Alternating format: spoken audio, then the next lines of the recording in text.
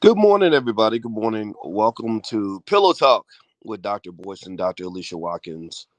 My name is Dr. Boyce Watkins, and I'm here with my lovely wife, Dr. Alicia. How you doing today, man? I'm trying to wake up.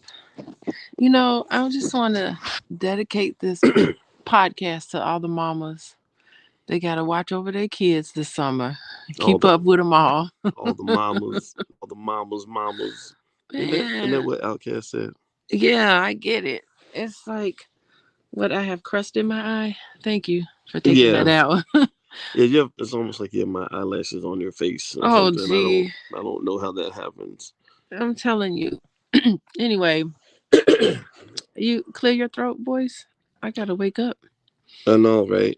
Yeah, yeah. So this is our sleep voice, and in case you're new, welcome to Pillow Talk with Dr. Boyce and Dr. Alicia Watkins. This is where my therapist wife and I get together and we have fun, intelligent conversations about things that matter for our people, particularly areas of relationships. My wife is a licensed therapist and a full professor of social work, and you guys know my doctorate's in finance, and so we found so many overlaps in the whole love and money category that it's really utterly fascinating. Just the psychology of it. By the way, shout out what city you're from. Let us know what city you guys are from. I see Terry Cobb. Terry Cobb comes in a lot. He's in Atlanta. He put his B1 in there. Dennis Spraggins and Deba Lowen and Joshua Floyd. How are you? Where are they from? Dr. Conrad Bingham. What are you a doctor of, Dr. Conrad Bingham? Joshua Floyd is a truck driver. That is a tough job. God bless the truck drivers. Well, you know what? I hope that he can listen to us and it'll help him on his road. We Oh, we need truck drivers heck yeah. because, like, how do we get stuff? Nothing gets anywhere without truck That's drivers. right. It's not like they use helicopters or anything. But Anyway, look at some of the cities here. I see Memphis for Zandra, Cincinnati for Artrell. Dennis says we are a power couple. Do you feel like a power couple? not at the moment, but maybe we are. Well, we're a sleepy couple. How I about am that? very sleepy right There now. we go.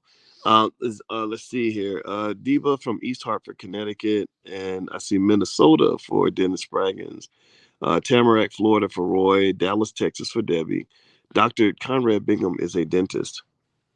Now, All dentists are right. important. I did a whole overhaul at the dentist office I last know. year. I mean, people have such anxiety about going to the dentist. It's really interesting. Yeah, it's because you're hearing all these drills, and it took me a long time to realize that just because you hear a drill doesn't mean that somebody's gonna be in pain. Though sometimes the drills don't even do anything; they just sound terrible. Goodness. Yeah. So shout out to Dr. Bingham, dentist, Black Dentists Matter. I see Anita English is from Manchester, New Jersey, and I see Omaha, Nebraska for Wanda, the home of Warren Buffett, the Oracle of Omaha. He's from Omaha? Yeah, yeah, he lives a very simple life. Does he really? Yeah, he eats McDonald's Wait, why cheeseburgers. why would he live a simple life? It doesn't make sense, right? Like literally, when you're Like, making why? $100 million a day, What's up with that? you would think that somebody could like afford a nice car. Splurged on a nice car. How about that? Yeah, yeah. Well, speaking of that, I was really happy. We bought a car last year, and I was talking about cars the other day on my Instagram. My Instagram is the real Boyce Watkins, and I was talking about how the price people on the average. Do you know this, that the average new car note price has risen to over $700? How many of y'all knew that? $700. Yeah, Wow. yeah, $700. And so basically, I said, do you realize that if you took $712, the average new car note, and you invested that in an S&P 500 index fund over a 10-year period, guess how much money you'd have? How much? Over a 10-year period? Mhm. Oh. Approximately, this is approximate, $155,718 And you're giving all that money to who? The bank? to the car dealer. To the car dealer? Mhm. Yeah, so And the bank who finances and gets interest off of you. Yeah, I mean, why a brand new car? Why are so many people buying brand new I cars? don't know. When we bought our car, we didn't get a new car. Remember the difference? We went to Well, the we lot, could have gotten a brand new car. I just thought it was stupid. and it was so expensive. I Yeah, I remember just we saw the Infinity that we really liked, and it was brand new. We needed a big one because we got all these damn kids, all these people. all You these other gotta. human beings that think that they should live in our house. and Yeah. and our other Infinity was not big enough, so to hold all the kids and grandma. So what we did was we got a bigger Infinity, and with the new car price, first we looked at the Lincolns because we started acting a little too black, and we saw those fancy Lincolns, and I said, man, I'm not spending all this money. Oh, and we looked at the Cadillac. Remember the Cadillac Oh, Escalade? I did not like it. I did not like it. You know what? Nothing's more black than the Cadillac. That is so true. That's why they got Serena Williams in their commercials. That's right. Yeah, Shoot, but you smart. yes, yeah. So we looked at the Lincoln and the Cadillac, and it was just way too expensive. It wasn't like the money wasn't around. I mean, it's not a secret like that. That we're not poor, right? But I was like, I don't want to waste that much money. I want to invest that much money, and so we went to Infinity, and we found an Infinity, a new one that was more reasonably priced, but it was still overpriced. And then remember, I said, let's look at some of the 2018s. Let's go 3 years back and take a look at some of those. That way we can get the new car smell and all that without the price. And then we both looked at the same car at the same time and fell in love. Yeah, but that was when inventory was much higher. I think right now it's tough to find a car now, like a Yeah, used car. yeah, it is. That's my understanding. Yeah, the whole industry's backed up. Yeah, it is backed up. Yeah. By the way, if you all could do us a favor, just a reminder, you're watching Pillow Talk with Dr. Boyce and Dr. Alicia Watkins. And also, if you could you give us a yes in the chat if you can hear us okay? Let us know you can hear us okay. We actually do the podcast directly from our phone. If you're a person that ever wanted to do a podcast, just know that a lot of this stuff doesn't require fancy equipment or anything like that. I use an app called Anchor where I load up the audio, and Anchor actually puts the podcast on Spotify and Apple Music and all that stuff for you. Okay, thank you very much, Artel and Dr. Bingham and Adam Carter and Kendall Jones and Gregory Williamson. All right, so let's jump into our topic for today. All right, so we got this thing. Somebody sent us this thing. I wish I had. I think her name was Antoinette. Shout out to Antoinette for sending this over. I hope I didn't get her name wrong, but the sister sent this to me in my inbox, and it was about secret bank accounts. And that led us to our question for today: is a secret bank account okay to have in a relationship? And so what I'm going to do is share with you. This is exactly the post that they sent me. I have no idea who that lady is at the top. She's for some reason the post had this lady, and I don't know if that's her or not. It But could be her. it could be. Yeah. It could be. So let me tell you what was said here, and then we can kind of talk You about can it. read that little print. Yeah, I can. Okay. All right. Go ahead. I got better eyes than you. I can't read it, but you go ahead. All right. It says, my husband works and I am a stay at home mom. Mhm. He is the most unselfish person I know. So I guess she's a stay at home mom, which means she does not make income outside the house. He is the most unselfish person I know. I handle all the finances, and he has never said or acted like it was his money. It's our money. Anyway, he is upset with me because he found out I had a bank account he knew nothing about. I've been making money online and keeping it from him. He says that his problem is not that I've been making money online, but that I kept it from him in the event of a divorce someday. He said that women keep a stash of hidden money in case the marriage fails. It's like a man keeping a side chick in case the marriage fails. And we both need to be all in or nothing. My mom raised me to have a secret stash that my husband doesn't know about. Is this wrong? Is my husband right? Okay, so let's do a quick little poll here. Um, do you think that she's wrong, or do you think that she's okay? If you think she's okay, put okay. If you think that she's wrong, put wrong, or you can say super wrong, dead wrong, hella wrong, extra wrong, wrongity wrong. Or if you think she's okay, or if you think she's smart, just say that too. You can say, okay, I'm seeing wrong from Adam Carter. No, says Ashwin. Adam Carter says husband right. Scarcity mindset says Dr. Bingham.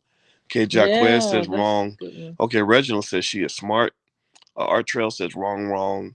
As a mom not working. Okay, I'm seeing a lot of wrong. Okay, I see some okays. The okays are making a comeback here. Let's see here. Randolph says okay. All right. She's not wrong, but he found out, says Sandra.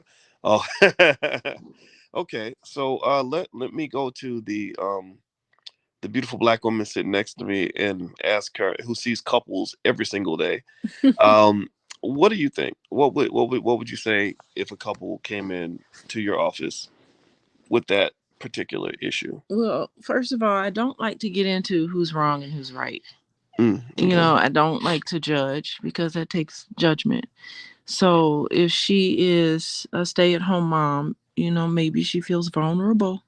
What you gonna do if your husband runs off with the secretary while you at home raising the kids? It's like it leaves you in this vulnerable position, and so maybe she's coming from that perspective. And then for him, he's like, I trusted you. I'm bringing home all the bacon, giving all the bacon to you, trusting that you would handle everything in this house so that I can go out and make the money, and we're a team together. It doesn't feel like much of a team when you're sitting here just playing for yourself. And it sounds as if he probably didn't have an issue with her bringing home, with her having her own stash. It's just the idea that it's a stash that she was keeping from him. Like, it's a secret. I think the secret part is probably what bothers him. And for her, she's like, my mama taught me this. My mama taught me always have something secret because you never really know. And so it makes me wonder, what happened to that mother. Maybe that mother suffered something really awful in her history where she is just putting that on her kids, that it's gonna happen, it's inevitable, that this man, you can't trust no man, and they're gonna go out and do all these things, and so you've got to protect yourself. So I don't know, I try to help explain and learn about why people do the things that they do, why people hurt each other, and more so getting to the bottom of that so that they can know each other better. And then probably at the other side of this, everyone gets what they want. He gets a wife he can trust. She gets a husband who, because she already said, my husband's very generous. My husband's very kind, very nice. So it doesn't seem like he's done anything to really make her feel as if he'd be malicious in some way. So yeah, it's just having a conversation and understanding, instead of like being upset and mad. Interesting. I would definitely agree with you in that, it doesn't feel right.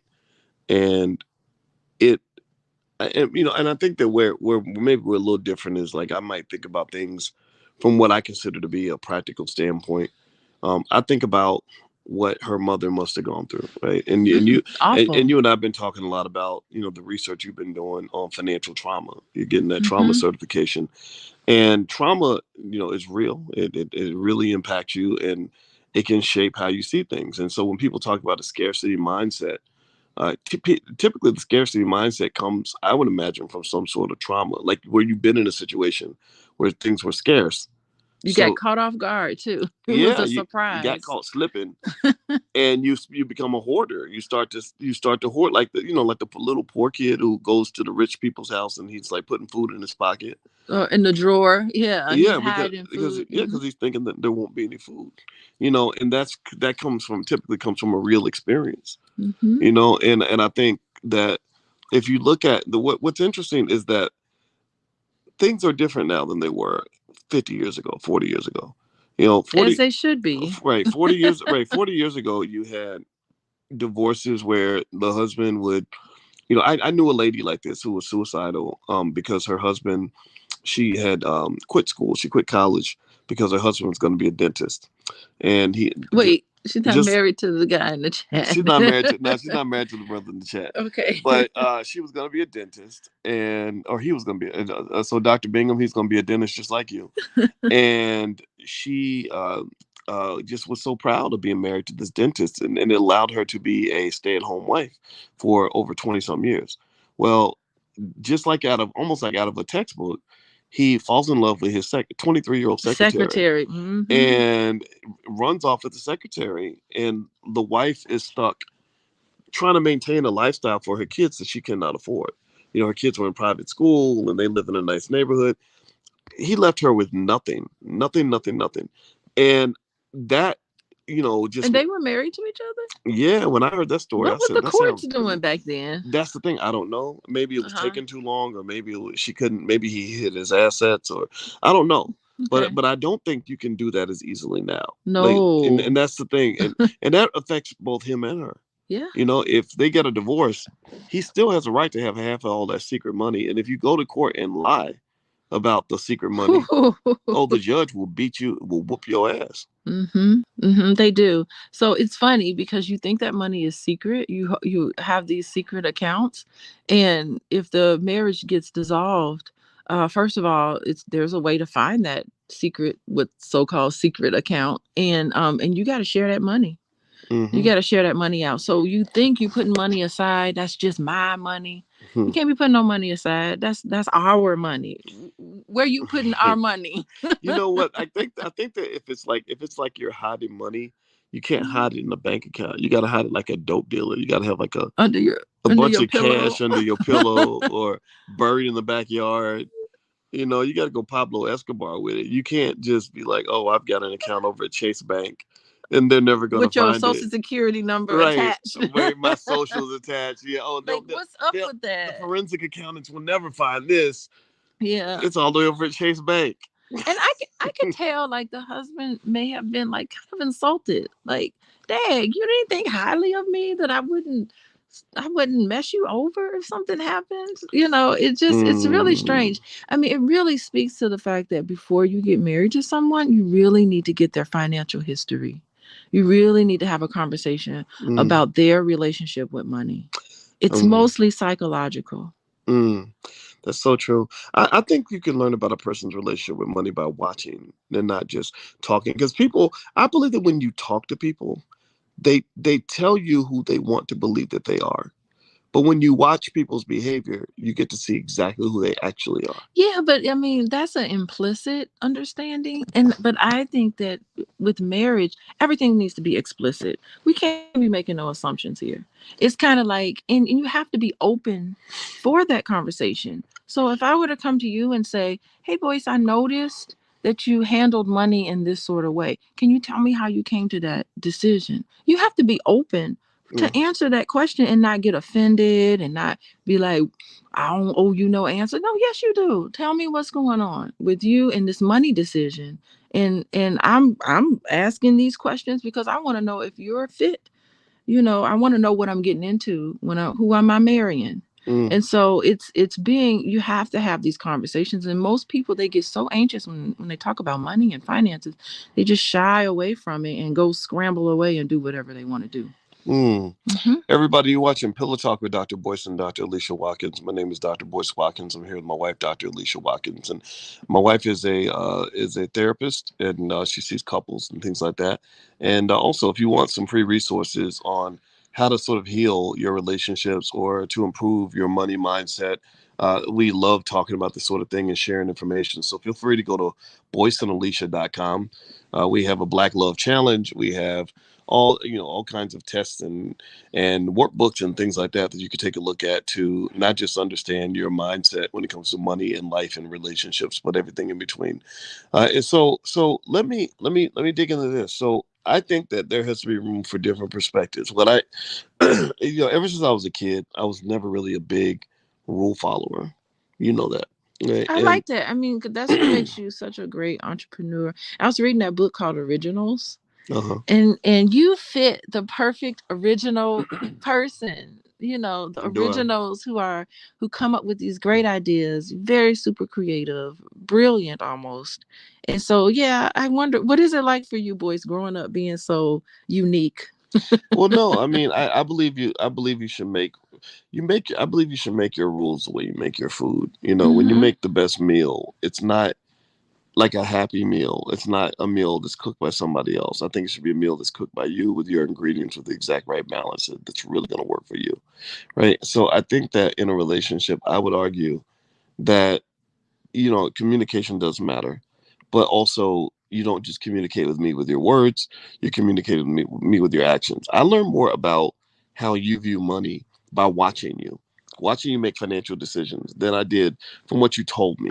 Uh-huh. You told me things, sure. You told me what you wanted the rules to be and what, your preferences were. But I also just kind of knew, I was like, okay, my wife is frugal. When she doesn't buy anything for herself. She, she thinks we're poor, no matter how much money we have. I literally, I could be. I mean, I know how to make money. I'm a big time investor, and I think in your mind you always think that we're poor. I don't know if I think they were poor. Like, okay, so that's why we have to have these explicit conversations, because your interpretation of my behavior is different. Like, I grew up with everything just being enough. This is enough. We're content with what we have.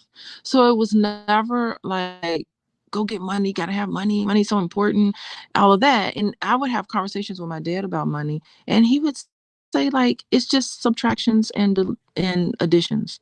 That's it. You just make money, you spend it, you have to, it's like an ebb and flow. So money was never anything really that was seen as a lack thereof when I was growing up, but it was never seen as money is so important that you attach your value and your worth to how much money you have. It was more so intellectual, because there were a lot of intellectuals in my family. And so we were more impressed with conversations, with what with how to engage with each other, than we were with spending a bunch of money, or just making sure we have a lot of money, or going out to eat all the time, living it up. Like, it was never like a live it up lifestyle. It was just more like, we're content with what we have. What else could you want? You're comfortable. You have a roof over your head. You have clothes on your back. Let that be enough. Let's now focus on other things. So it just wasn't such an emphasis. And then me and you start dating, and it's a whole different world. Well, Your world. well, also, well, part of it, I mean, it was a different world also because, there are opportunities financially and otherwise that appear, when you've been able to do something well, and so Yeah. I don't consider myself to be a person that attaches value to how much money I have or whatever. But I think as a man, I've always felt it is your responsibility as a man to make sure your family has what they need. If your kids are hungry and starving and your wife doesn't have what she wants, I do feel like that is something that as a man you want to do your best to address. Okay. Maybe there's only so much you can do, but if you're not trying, then that's a problem for me. And so I guess when it comes to money and everything else, I've always been open with sharing. I don't think that sharing's a bad thing. I would say that also. I would imagine in basically in marriage, I'm guessing that it's a matter of, like, number one, I think you should invest in the marriage and do your best to not get divorced. But if you get divorced, uh, I personally wanted to be married to someone who wasn't going to try to take me to the cleaners financially. Like if that song. Remember that song, "Hit 'Em Up Style"? Ladies, if your man want to get buck wild, you know Oh what I'm talking Lord. about? Yeah. That song used to scare me. Wow. That song scared me. That's like basically that's almost like that's like a financial rape song. Oh Like if he gee. makes you upset, go take everything he's got, Ah. hurt So him as take much his as you gold can. card and go charge that thing up. Yeah, it's like it's. I mean, Wow. literally, it's like let's go financially violate him So the because fact that he hurt my feelings. yeah, so the fact that that scares you, has something like that happened to you No, in well, real life? it wasn't before that song came out, but I did. I mean, a long time ago, I did have a girlfriend who knew we were breaking up, and when I went to sleep, she took my credit card. Ah, see, that's why it But scares you you. know what? No. Because it Well, the actually thing was, happened to no. you. Actually, remember the song scared me before the incident took place, and actually, the amount of money she took really wasn't like a crippling amount of money. It was like $250. Yeah, but depending on where you are financially, like if were you a graduate student? Yeah, but I had money. Yeah, but as a graduate student, $250 is like, what is Well, happening? for me, it wasn't because I had scholarships. Remember, I was a superstar student, so I had all these scholarships. So I had But that's money. that's not the point. The amount is not the point. The point of it is that you had that in your conscience, and you had that there, and then sure enough, here's somebody that just went and while you were sleeping, Well, yeah, and yeah, that's abusive. well, remember too. I mean, I saw. How many of y'all have ever seen like a divorce that got really messy, and somebody got just taken to the cleaners financially? I don't Ah, think, and I don't think that and I hear men so talk you about that. saw that? Yeah, a lot of men see it. Okay. A lot of what women see is what this lady's mother saw, which is where the woman gets abandoned financially and the man goes off and lives his life, and the mother's living in a one-bedroom apartment with three kids trying to find a way to make it by. But what the men have seen is their friends. get just slaughtered economically and and emotionally drained, maybe have their reputations ruined because maybe they did something inappropriate or whatever, and they've been shamed because of it. And it scares me. It makes men say, oof. And I think these are real experiences. I don't think this is like Yeah. some distorted reality you've created because you're overly paranoid. It's like, no, I've really seen somebody get their ass whooped in court. And So it's not as if these things have you've experienced these things yourself, but it's almost like a vicarious experience. You're living yes, vicariously through someone else, and then you're carrying that with you. Yeah, yeah, it's you like watch the other slaves get beat on the plantation, and it makes you act different toward massa. yeah, and so you're carrying this fear along with you into these relationships, and it's almost like so this person trusted this lady, and he shouldn't have trusted her, and Well, so therefore you walking around thinking in the lens of is this lady going to take advantage of me financially or if this isn't, and so that's the type of well, energy it's you a put. healthy paranoia. I Healthy think a paranoia. healthy parent. Yeah, I think it's like, Healthy but yeah, paranoia. just like when women go out on dates Okay. and they tell their friends where they are just in case the man turns out to be a rapist. It's not like Mm-hmm. they expect the man to be a rapist. They're just saying, I want to be ready just in case. Yeah, but subconsciously you're pulling that around. Not to say that you shouldn't be cautious, Hmm. but to have that in your subconscious is really what's creating those scenarios for you. Well, I'll So tell you, it wasn't subconscious. It was very conscious. It was like, yeah, don't marry the wrong woman, or she'll, or it'll end badly for you. I yeah, think, but I think, and that's what I think feed. a healthy person can think that way. I Hmm. don't think that makes you weird or paranoid when you're just Well, cautious to protect your resources. well, what I'm saying is that that's what feeds your subconscious. Your conscious mind feeds your subconscious. That's why you should pay attention to who you're around and the type of environment you're around and all of that. So it feeds into that. And then pretty soon you start getting into this mindset where you start believing women are going to take advantage of you. And so you walk around with that in your head. I don't And think, but remember, I don't think you have to conclude women are going to take advantage of you. okay, You have well, to or just, conclude, but what you hmm should conclude is that some women will take hmm advantage of you, yeah. and you have to discern. You have to take the time to discern what kind of woman you're dealing Okay. with, right? Yeah. So I'm speaking, I agree with you on every level, but I'm trying to bring it up to a subconscious level. But maybe I'll bring it down. I'll bring not down, but I'll bring it to what you're talking about here. So yeah, I mean part of it is trusting yourself. You trust yourself to make good decisions. Yeah, I trust myself. I trust myself that I'm going to be in tune with the person that I'm pursuing, the person that I'm going to trust. I got to trust myself to make a good decision. And then I'm going to trust that because I made this good decision, this won't be the scenario for me. I'm going to be in a nice, loving relationship where we can trust each other. Hmm. Right? So the trust is very important. And part of it is just, also respecting each other. And, does this person respect my money? Does this person respect my time, my resources? All of that kind of builds and plays on each other, right? Yeah, that is so true. Yeah. And so if you're carrying around some of these issues that you've witnessed your friends taking advantage of, and you've seen all these other things, you should have a conversation with yourself about what you're automatically assuming. When you think about dating a woman, what comes to your mind? Are you thinking, okay, is she going to want me because of my money? Is she going to want me because of this? If so you have to pay attention to that. Yeah, that's true. Well, by the way, everybody, you're watching Pillow Talk with Dr. Boyce and Dr. Alicia Watkins. My name is Dr. Boyce Watkins. And if you could take 1 second, please hit the thumbs up button, thumbs up, thumbs up, thumbs up, share, subscribe. Our goal is to have intelligent conversations about things that matter to our people, particularly in the areas of relationships and money and mindset.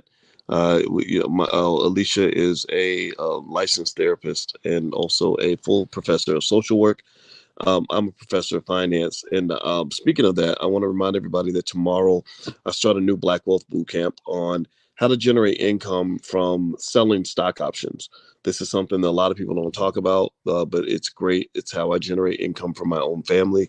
And if it's something that you'd like to learn, it's a life skill that will benefit you in the tune of thousands of dollars over time. Feel free to go to boycewatkins.com. You have one more day to sign up. And after tomorrow, we're going to have to shut down the cart. But if you'd like to join us, feel free to go to boycewatkins.com. Okay, so let's jump back to the topic at hand here. So, my thought on on the secret bank account, obviously, it just doesn't make any sense. I would say a separate bank account makes sense. A secret bank account is kind of over the top. That kind of speaks of a weird type of deception. Also, based on the story that we read, where this mother's sitting at home and she has a secret online business and decides to not tell her husband about the money, whereas he's telling her about all of his money. He's bringing home all of his money. That's a problem. That's almost to me it almost feels like she's looking at herself almost like a child. Like I can go to work. Like how teenagers get their little job at McDonald's and they don't expect to share that money with anybody. They should do whatever they want. And then you have some families, where my mother used to tell me, no, you're making money, you should contribute to the bills. And it Wait, was as a child, you were a I child? was 15. I wasn't a child. Wait, so you were a I was a child and you young had to man. pay bills as a child? Yeah, my mother would did that, and you know what? It helped me a lot. It really. Do you understand how much more prepared for adulthood I was at 18 than my friends? A lot of kids go to college. They don't know how to do nothing. They don't know. They ain't never paid a bill. They ain't never had a But they're not responsibility. supposed to know. That's the time where you are development. I'm thinking it as a developmentally. Hmm. That's the time where yes, it's almost like going to college way too early and then you miss out on your childhood. It's like go to college when it's college time. Be a child when it's time to be a child. And I know I heard that you took on parenting responsibilities early on too. And Hmm. so it just, part of me just wonders about you're taking on the paying the bills and you're taking on these parenting responsibilities as a child, and it's like who parented you, and were you able to have the space where you can actually be a child yourself? Yeah, well, And so it just that I concerns do me. agree that my parents believe deeply in accountability. And here's the deal: on one hand, it does take away, from your ability to just be an irresponsible kid. Like I have friends that would do things. My boys that I hung out with every weekend, they would get in trouble for something, and they wouldn't even get punished, or they get grounded for a day. My parents would ground me for 2 or 3 weeks, and Well, it what it was did sucked. the punishment fit the crime? That sounds Well, draconian. sometimes it did, sometimes it didn't. Sometimes they definitely went extra hard, and what the How did you feel when they went extra hard? I didn't like it, but let me just say this. Let me explain. Let me give their side of the story. My grandfather used to tell my mother, if you don't discipline your son, the police are gonna discipline your son, and he's gonna end up dead or in prison. Okay, so And discipline is one thing, but like hard punishment for something is different. yeah, You I mean, know? they're Southern black people, so there tends to be a different type of discipline that is accepted, but but um I have no sympathy for myself for what I went through because all those boys that weren't getting punished, they ended up on drugs. A lot of them ended up dead.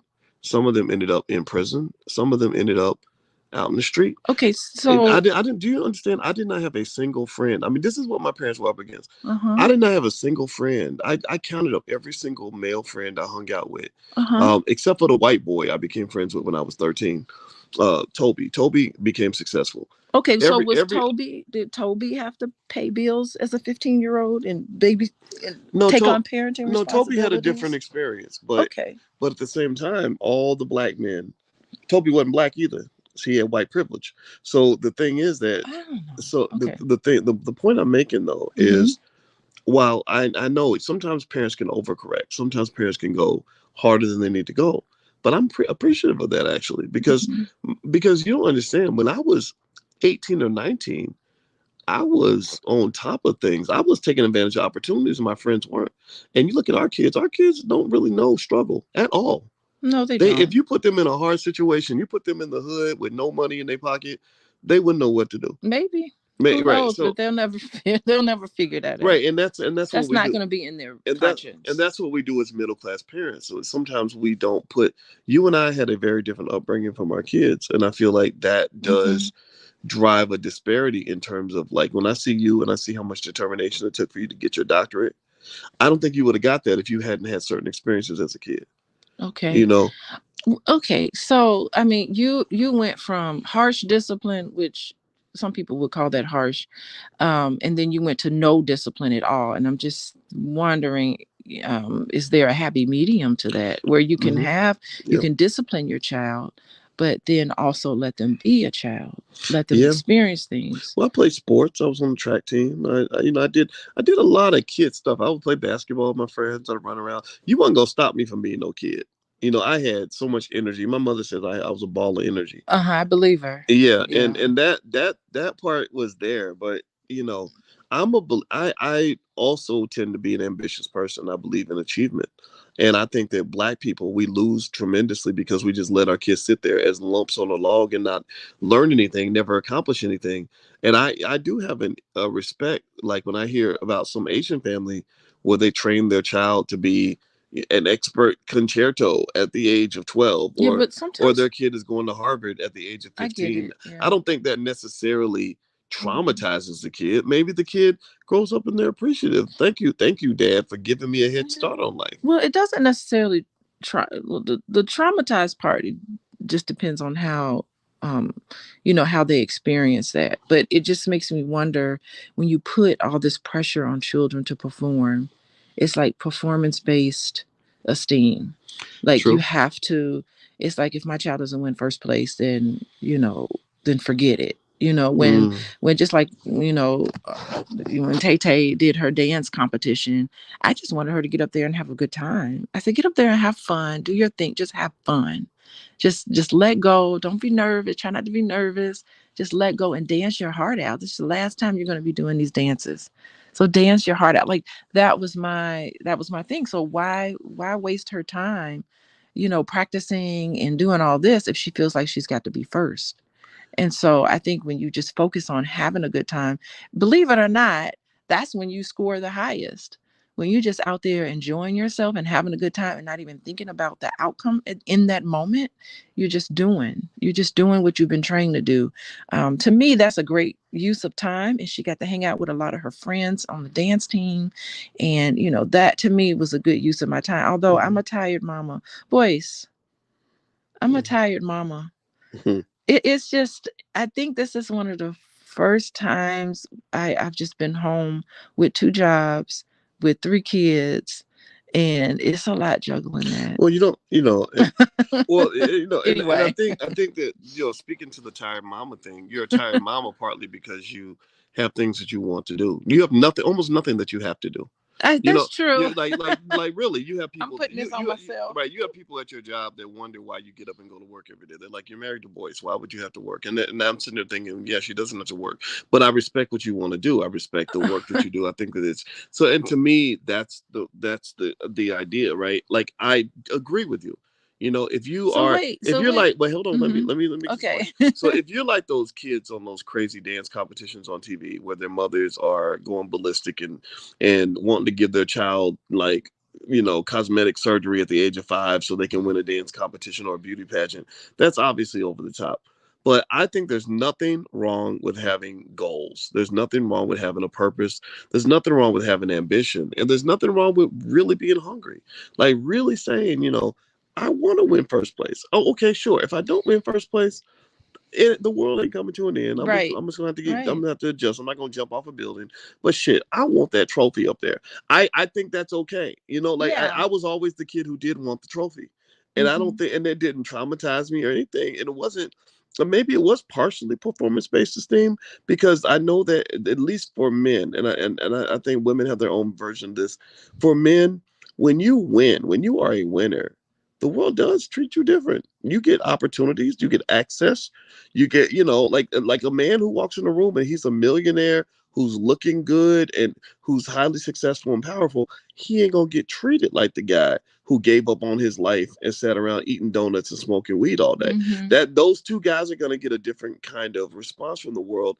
And I think it's okay for a man to say, I want plan A. I don't want plan B. Yeah, no, I'm not saying don't be ambitious. I think what's the interesting part about it, it's a conundrum. It's a paradox. It really is a paradox, because how to get first place is focusing on enjoying yourself in the moment. Believe it or not, that's the best way to get first place. That's the best way to win, is to really feel like, okay, I am locked in. Like when you're doing the work that you do and you're just locked in that moment, you're not even thinking about first place. You're thinking about doing the best job you can do. And so the first place just follows you everywhere you go. But the thing is that you can't just always be so fixated on the first place. You really need to be fixated on being the best person you can be, the best version, the best dancer in this moment. I'm going to enjoy yourself, because I think when the enjoyment is zapped out of what you're doing, you're never going to win. And Well, even if you do win, it's not quite a win because you weren't enjoying yourself. Well, I definitely agree with that. No, Yeah. but one thing I will say though, is I remember Rick Pitino, who was the legendary coach, basketball coach at University of Kentucky, who was winning championships left and right. He was talking about a player named Richie Farmer that came to his office, and Richie said, "I'm transferring. I'm leaving the school." And he said, "Why?" He said, "Well, because I'm just not having fun anymore." Yeah. He said, "Basketball was fun for me, and I'm just not having fun anymore. It's just too hard, too much." And what Rick said to him was, he said, "Do you really think that winning championships at a high level is always going to be fun? Mm-hmm. Practice ain't going to be fun." He said, "Losing weight when you've been allowed to just eat whatever you want, your whole life, that ain't going to be fun. Mm-hmm. Me pushing you and forcing you to be better than you were before, that ain't going to be fun." So I think that when we use that word fun, I think it's important to also calibrate to say that fun is the dessert that is earned after you eat the meal of discipline. Mm-hmm. Discipline ain't always fun. It's not always fun, but you have to try to get like. So there are times where I had to write a paper and I was like, bothered, and I didn't want to write the paper. But the thing is that my mindset when I was writing that paper, it had an influence on, it was just like, I hate this class. You know what I mean? So if I hated the class, my whole disposition in that class changed. So I had to tell myself, okay, you know what is it that I'm trying to learn? What's the message that I'm trying to give out? Like, I have something that I need to say. It needs to be in written form. What's the message? And when I stopped thinking about the fact that that professor pissed me off, and I stopped thinking about, you know, I better get an A in this class. And I switched my mind to, I have got to put in the work so that I can get my message across. So I was thinking about, let me write the best paper. And so that's where the fun generated for me. Do you see what I mean? So it's different. It's different because if you're begrudgingly going along, you're not going to be a good basketball player, a good anything. Well, yeah, So I mean, it's just attitude is almost everything. like, right. Right, So right. that's the type of thing Yeah. that I'm referring to. Yeah, and I think You attitude. know? I mean, I think finding a way to enjoy what you're doing is definitely important. At the same time, I don't always enjoy every single thing I do to achieve the things I want to achieve. But I know that there is a sacrifice required before you can have the fun. Like last year, you and I, just we did fun stuff. We got a yacht for a week and went out into the ocean and did something, that I wouldn't have been able to afford to do as a kid. But that was because of the discipline and sacrifice that was required to get into that position. So I think that it's important. I get, my philosophy is like, when it comes to kids, I think it's important to help them understand everything ain't gonna be fun. You're gonna have a Mhm. lot of days where you're not really having fun that day. Well, the whole purpose of getting away from performance-based anxiety is that, not anxiety, but performance-based self-esteem, is that you only feel good about yourself. Only feel good about yourself when you win. And I think that's the problem when you're tying your self-worth toward this outcome, or you're tying your self-worth to how you look, Mm-hmm. or tying your self-worth with, who am I dating, or what am I doing, or I gotta make sure that I'm profile. So your self-worth is tied to these things outside of yourself. That's when you look at that person and you say, wow, this person is really miserable, because you're always going to win and you're always going to lose. Like, Well, it's well, just a well, I given, do agree with that, you right? And know. I think that when you talk about self worth, I would say that there's two types of worth. There's the worth you see yourself having, and then there's the worth that the world sees with you, how people respond to you. And they, because how they respond to you determines whether or not you'll get the things that you would like to have. So, like, if I'm a guy who says my self worth is the same whether I am fat or skinny, I can gain 500 pounds and I'm still as worthy as I am if I weigh 180. Sure, you are, absolutely. Internally, God loves all his children and you're still a valuable soul. But if you go out into the world and you're like, hey, I still am the sexy man that I was at 180 pounds, and women are looking at you differently, like, no, you're not. you know, then or I'm still as worthy when I'm smoking crack as I was when I was healthy and taking care of myself. You are internally, sure. Again, God loves all the children, but the world does look at you differently. So I think that there is an incentive. I think that we have to be careful when we say, performance, or I don't think you're saying this, but I don't think we want to get to the point where we let somebody believe that how you perform means nothing in your outcomes. Like it just has nothing to do with the things that Yeah. matter for you. That's just not true. Yeah, the thing, it Doing always, your best makes a difference in this world. yeah, it always feels good to win. I ain't gonna lie. Don't be ambitious. I'm not saying not to be ambitious. It always feels good to win. But the thing is that you can't ruin your entire day and ruminate and think about, oh my God, and just have like a horrible day because you don't. Because what's a giving? One thing that all of us have to know is that a given is that you will always lose and you will always win. And it Hmm. depends on, and that's why I love sports and I love competitions and stuff, because you really can see the measure of a person's self-worth based on what they do when they lose. Like Sha'Carri Richardson, like Ooh, you can tell how she feels about herself based on how she behaves when she loses. that's so Like true. you really see the character of a person. Oof, You have to learn Shikari. how to lose well. And then for some people, I like people who say there's never a lose. There's a win and then there's a learn. Like those are my favorite people who say that, because you don't Yeah. even see a lose as a real lose, like I'm a loser. No, you just there's an opportunity for you to learn. Now I do see that. So I would almost say that maybe while the act of winning or losing is not that important, it's certainly not as important as attitude, mindset, right? Like if there's such a thing as behaving like a winner, even if you lost, That's right. right? And I do it, that I agree with, and I Yeah. think that that's important.